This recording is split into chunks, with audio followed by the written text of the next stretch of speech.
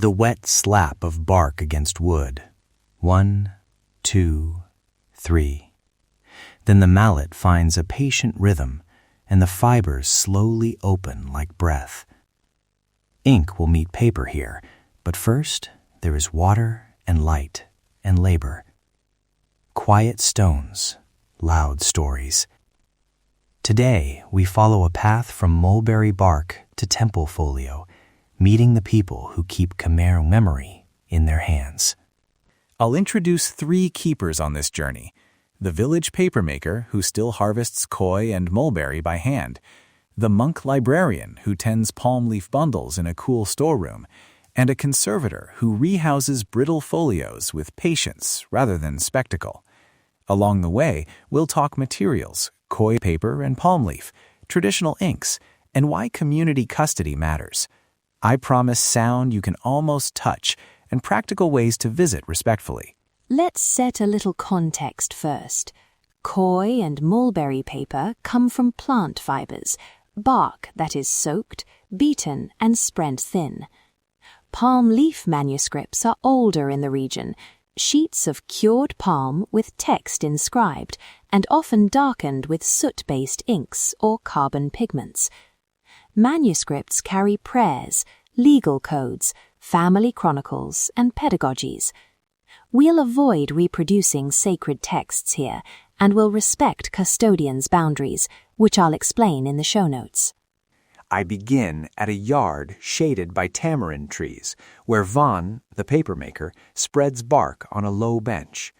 He asks me to sit on the ground so I see what his hands see: bundles of stripped bark, a stone basin of tannin-colored water, an old wooden mallet with a smooth handle.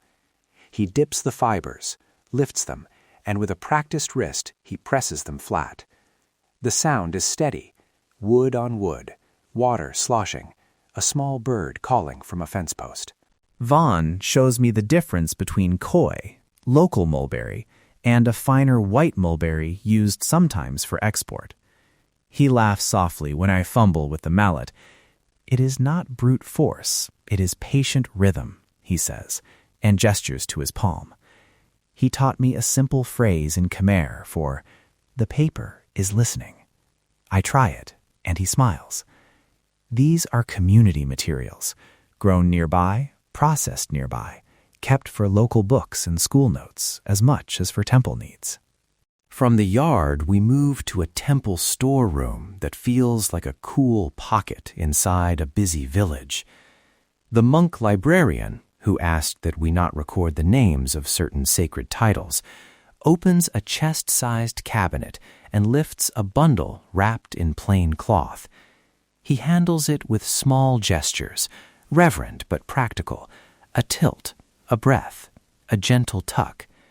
He tells me that copying a manuscript is a form of devotion and a form of legal memory. Where we in the West might think of archives as locked boxes, here custody is relational.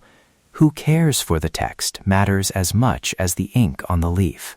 He points out signs of repair, a thin strip of Khmer cotton used long ago, corners folded in a particular way that mark a lineage of readers. He explains, gently and without detail, which manuscripts are shared for teaching, which are kept private, and why some items are never photographed. Consent matters, he says, and so does the ordinary rhythm of care, cleaning, airing on a dry morning, and keeping humidity steady during the wet season. Later, in a small workshop where sunlight slants across a workbench, a conservator shows me a brittle folio rehoused in acid-free board and cotton paper wrappers. She demonstrates, carefully, verbally, not step by step, that stabilization is about slowing damage, not erasing age. She speaks like someone who learned both traditional practice and modern conservation. She frames decisions by asking, what does the community want? Does a conservator intervene to enable access or to preserve a holy object from view? The answers change by context. The conservator's point is crucial. Conservation is not a single recipe. It sits at the crossroads of material science and community priorities. Digital surrogates help with access, but they are not replacements for the cultural relationships embodied in the originals. We must listen to custodians, monks, village elders, and papermakers about what they want to share and what to keep private. Pause with me and imagine the layered sound: water being poured from a clay pot, a wooden mallet tapping rhythm onto wet bark, the insect hum of a hot afternoon, then the thin, comforting rustle of a palm leaf being turned. Close your eyes, and you can feel how intimate this work is. Quiet hands, slow rhythms, attention as a form of devotion. A local archivist I spoke with, who prefers to be cited as a regional conservator, told me that digitization projects must be led by local institutions whenever possible. The technology can widen access, but it can also create one-way flows if materials are digitized and controlled externally. Their emphasis was practical: build capacity locally, share training, and create shared governance of digital copies so communities retain say over who sees what. That leads to practical tips, I promised. If you want to visit an archive or temple library, always arrange a formal appointment through the official channels. Ask in advance what is allowed: handling, photography, recording, and accept no without pressure.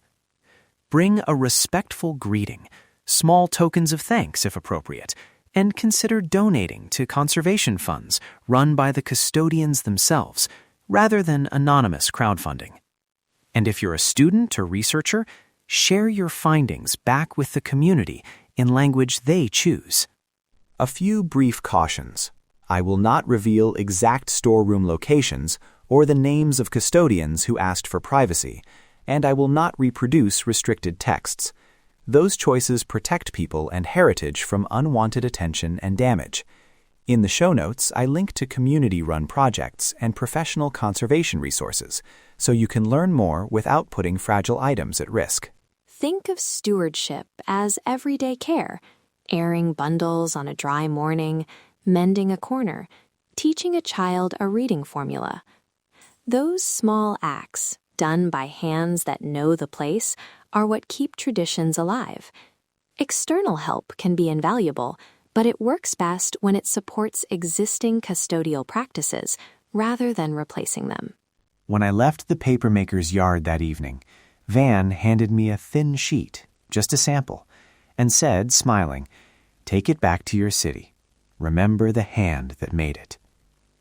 I hold that sheet now, and every time I run my thumb across the surface, I hear the mallet, and I remember the stewardship woven into ordinary days. That, more than any headline, is how heritage lives. If this episode moved you, please subscribe to Ancient Echoes KH. Find the full show notes, including links to community-led conservation projects and professional resources, on our website. Support Khmer custodians directly when you can, and when you travel, walk with humility and curiosity. Quiet stones, loud stories. Walk the temples with me, and help keep these papers and palm leaves in hands that know them. Thank you for listening. In the next episode, we'll follow a weaver who repairs ceremonial cloths using patterns that map family histories.